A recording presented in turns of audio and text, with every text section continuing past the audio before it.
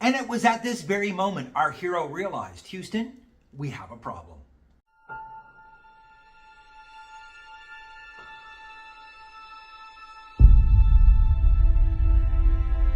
Why, hello there, and welcome back to Tales from Thailand. Welcome back to Love, Lies, Deceit, and Debauchery with me, your crazy, kooky host. Yes, it is Dr. Mark Sabian coming at you live from Positively Perfect.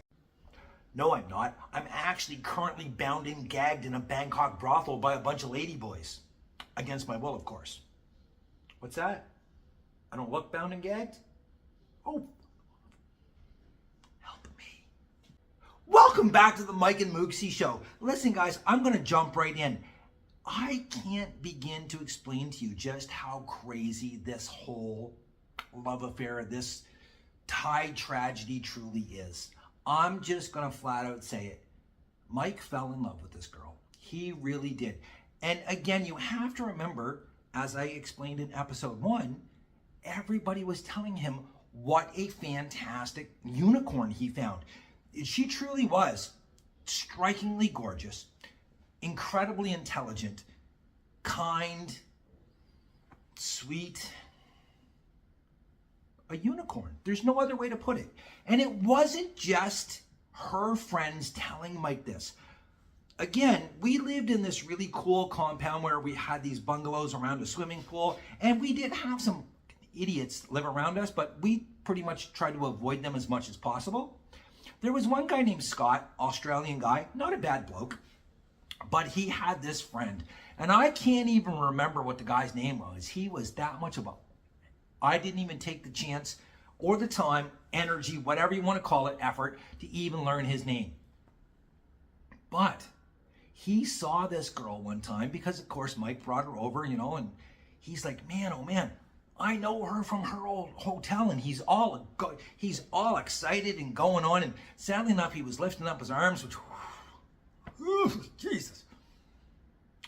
He gets going on about how he used to live in her hotel, and he was macking on her all the time, and you could tell Mike was getting kind of like creeped out by this. But the guy goes on to say, listen, man, I asked her out 100 times if I asked her out once, and she kept telling me no, no, no, no, no. So Mike was kind of like, woo, that's another bonus for this girl. I will say this much, though, in all fairness, no woman would want to. This guy was so disgusting, so ignorant, rude, and just, man, he stunk so bad. Oh, my, oh. I can't see how any of these girls could. Anyways, it was just another thing where Mike was like, oh my God, you know, like this girl is just so fantastic. And again, we would sit there at nighttime and Mike would tell me about, you know, like she's like heroin and blah, blah, blah, blah, blah. Finally, he got telling me why he feels that she's so different. So please understand this, that in Thailand, you can come here and you can meet a girl today, get her contact information, take her out to dinner this evening, and there's a 99.16% chance that you will be, let's just say, fully satisfied when the night is over, okay? And you probably won't even have to pay for that because, as I have talked many times, the 3-date rule, it's a true thing here. So this girl was completely different because they were together for over a month before anything happened. And that had a lot to do with Mike, but it also had to do with her, according to him. Hear me out for a minute. Mike was so scared of this girl, even though she was like heroin to him, blah, blah, blah, blah. He knew that he was addicted to her and he just couldn't get enough of her. And at this point, yes, they had already had, but he got telling me the story about how, again, they were together for over a month before they actually, and it was her that initiated it. She came over to his condo many, many nights and they would fool around, you know, she would spend the night, they would be in bed, you know, but every time he would hit the brakes, he would pump the brakes because, again, he's scared of falling in love. You have to remember, he got his heart to the point that dude's damaged goods, okay? Like, he really is. I love you, Mike, but you got some baggage, brother, okay? And I'm not talking like just I'm talking Louis Vuitton quality baggage, brother, okay? Anyways, she comes over and they're having fun and they're interacting. There's just, they're building an actual relationship. And one night they get really hot and heavy and everything is fantastic. But again, he hits the brakes. So the next day, she sends him a message and she goes, Mike, can we talk, please? And he's like, because every time a woman says, can we talk? It ain't good. However, this time it actually was, because her message was, is there something wrong? Like, do you not find me attractive? Like, is there a reason why you don't want to? And she come flat out and said, why you don't want to have sex with me?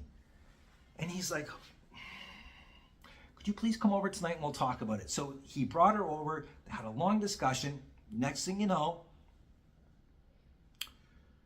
that's not on the table anymore. And they have had what he tells me is the most incredible experience of his life.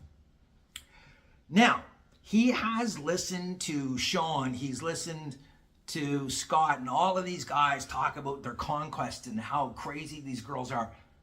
But apparently she wasn't like that. She was kind of innocent, and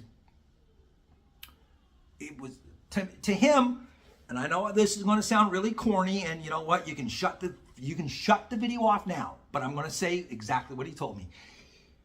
He said, Doc, it was like making love, not like. And I knew I was absolutely at that point.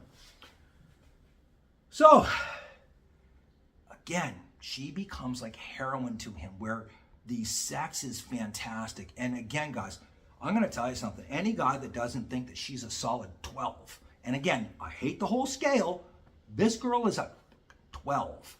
And when you couple in the fact that she's so articulate, so intelligent, so nice, she's actually like 13, okay? He is absolutely enamored with her, and he wants to get in a full-blown relationship with her, so he's trying everything he can to spend as much time with her as he possibly can. However, some nights she's available, sometimes she's not. Some nights she says, I got to do this, I got to do that. There's kind of like there's a disconnect somewhere that he just can't find. And it's kind of driving him a little bit crazy, but not too much. So finally he says to her, listen, I really want to take you shopping. Can I please take you out for a day and just treat you like a princess? And she's like, oh, that would be, I would love something like that, blah, blah, blah, blah, blah.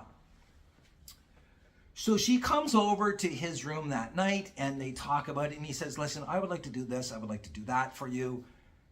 She spends the night, and the next morning she gets up and she's kind of like, Mike, I don't want to ask you this, and she's kind of like really stumbling and fumbling on this one point. And he goes, Mooks, what's wrong? And she goes, my roommate Apple, remember Apple from episode 1? They were roommates. Apple ghosted her, just moved out in the middle of the night, didn't tell her, and she doesn't have the money to pay the rent. So she's like, could I please borrow $2,000? No, you're not borrowing any money from me. I'm just going to give it to you. Don't worry, you don't ever have to pay me back. I'm just going to give it to you. So he gives her the money and everything's fine. So again, they've been talking about him taking her out on this shopping spree. And what he called it was her never say no day. And I'm like, dude, what do you mean never say no? And he goes, I'm going to take her out and I'm going to buy her anything she wants.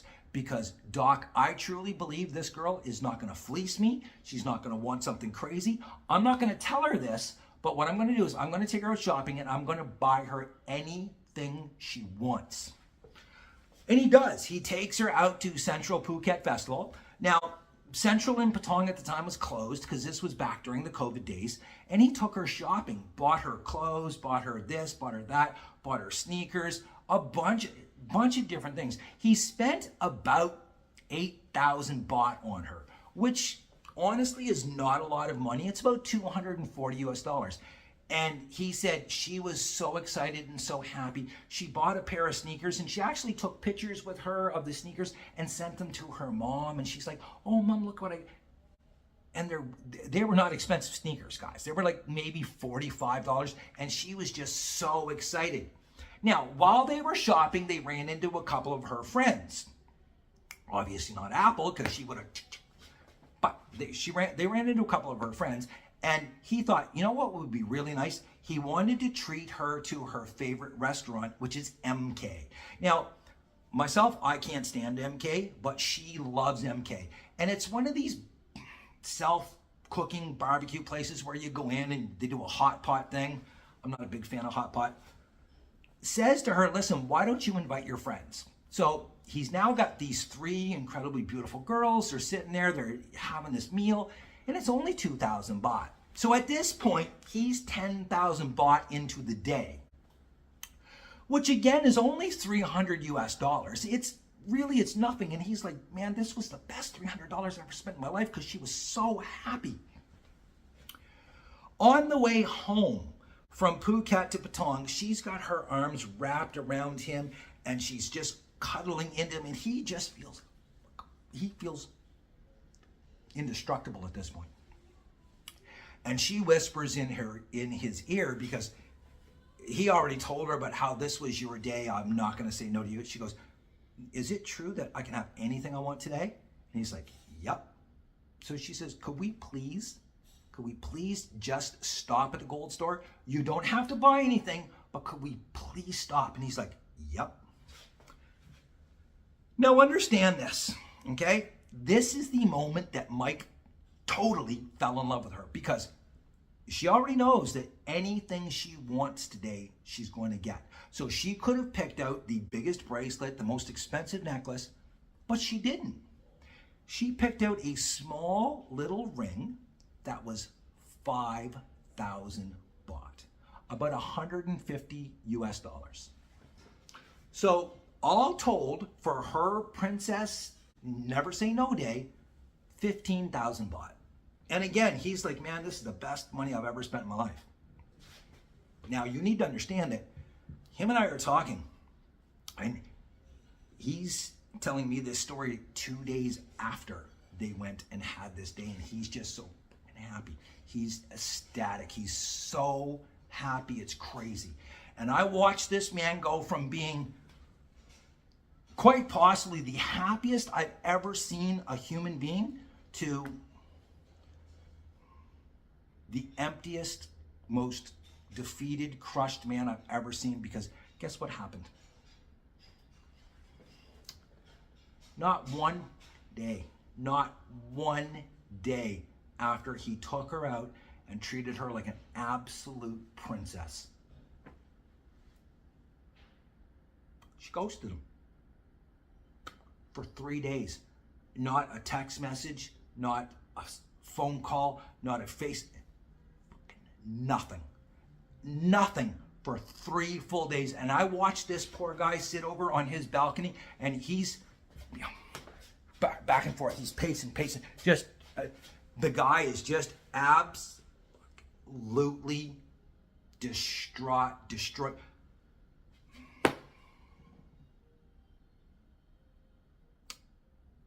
Yeah. Where do you think she went? Why do you think she ghosted him after him doing all the...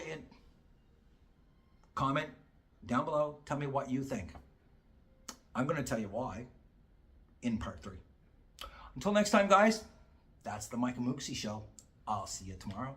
Till next time, guys, please live your best life. If you're not living your best life, remember this.